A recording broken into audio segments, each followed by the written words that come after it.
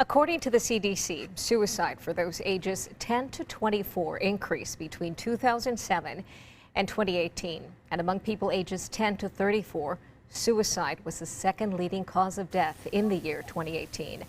It might be a hard and uncomfortable conversation, but one we need to have with our children. Joining us, Alison Bogle with a little advice on how to get started. Good morning, Alison. How are you today? Good morning. It's nice to see you. Goodness, there is so much to cover here, so I don't want to waste any time because this is so important and parents need some sort of guidance here.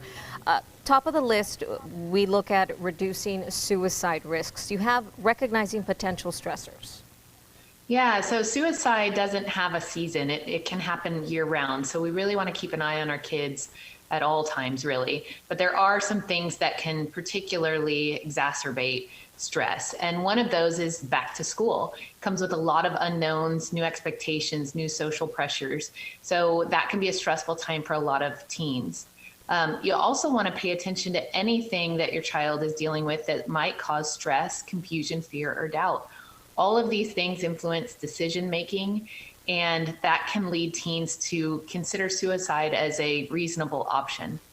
And then finally, social and academic expectations definitely increase anxiety in our teens.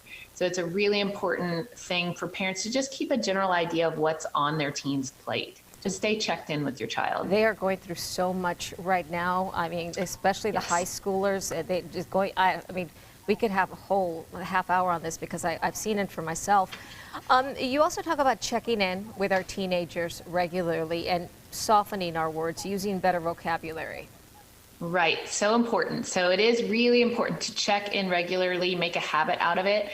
And anybody who has a teen or has talked to a teen, if you say, you know, how's your day? What happened today? They're going to shut down, much less if you say, hey, are you ever thinking about suicide?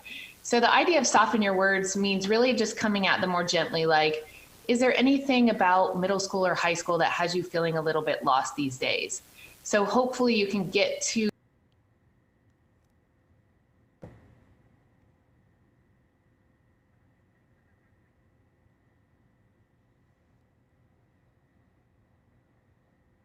we can proactively prevent a crisis mode.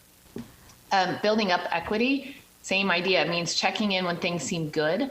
And then finally, keep asking. So your teen may blow you off the first time or every time you ask, but it's important that you keep asking because then they know you really care and they know they can turn to you when they need help and who they can lean on. You also recommend watching for changes in behavior. Right. So let's say your teen is shutting you out. You can still be looking for these changes in behavior. And ideally, you have a teen who's talking to you and you can watch for these changes. But we're looking for things like withdrawing from friends. And if you see that, usually a close friend is the first to know when your teen is in trouble. So if you have any type of relationship there, you can even check in with the friend. You're looking for changes in social activities. Maybe they used to hang out with friends every weekend and now they're just holding up in their room. That's something to be aware of. Are you noticing a lot of anger and hostility? And these things are tricky because teens, you know, are notoriously moody. So it's very easy for us to sort of write these things off as regular teenage behavior. But it's important not to discount them. There could be something more there. You're looking for changes in sleep, and that could be sleeping too much or up all night because of stress and anxiety, and they're unable to sleep. And the same goes with looking at eating habits. Are we eating too much? Are we under eating? These things can be affected when teens are in stress. The article is How to Have Difficult Conversations with Teens to Reduce Suicide Risks. You can find it on austinfamily.com. Alison, thank you so much. It's always good talking to you. And this Thank you. Great to talk to you too. Likewise. Once again, the website is austinfamily.com. And we do want to remind you, as always, that if you or someone you know is thinking about harming themselves, help is always available. You can call the National Suicide Prevention Hotline at 1-800-273-TALK or visit their website, suicidepreventionlifeline.org, for support. There's also a text number that you will find there. Counselors are available 24 hours a day, 7 days a week.